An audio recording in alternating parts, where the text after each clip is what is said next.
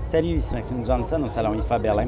Écoutez, je vous disais il y a quelque temps que je trouvais que Sony n'avait pas super bien réussi sa transition de sa marque Walkman vers le monde des téléphones intelligents. Sony nous présente deux produits cette année au Salon IFA.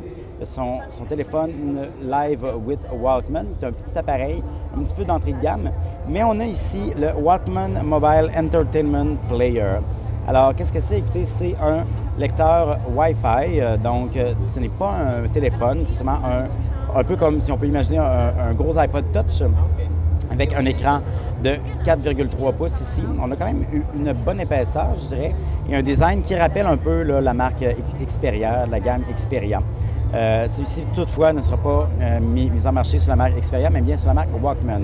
Alors, comme on peut le voir ici, j'ai mon bouton Walkman, que quand j'appuie, ça permet de tout de suite lancer l'application musicale, donc on va avoir accès, changer de chanson, revenir, etc.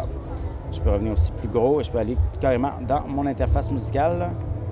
Et voilà, qui me permet aussi d'ailleurs d'avoir les paroles ici, donc pour faire un mode karaoké si on veut. C'est assez sympathique. Sinon, au niveau, écoutez, on n'a pas vraiment les caractéristiques. Les appareils qu'on a ici entre les mains, c'est des prototypes. Donc, ça va pouvoir changer d'ici le lancement. De toute façon, pour l'instant, il n'y a pas de... Donc, Sony ne le dit pas et on ne peut pas downloader de rien de l'Android Market. Alors, c'est difficile de savoir c'est quoi les caractéristiques du prototype. Mais bon, comme je disais, de toute façon, ça pourrait changer.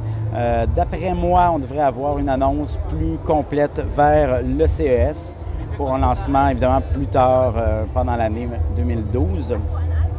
Donc, clairement... c'est un produit qui n'est pas encore prêt d'être sur les tablettes, malheureusement.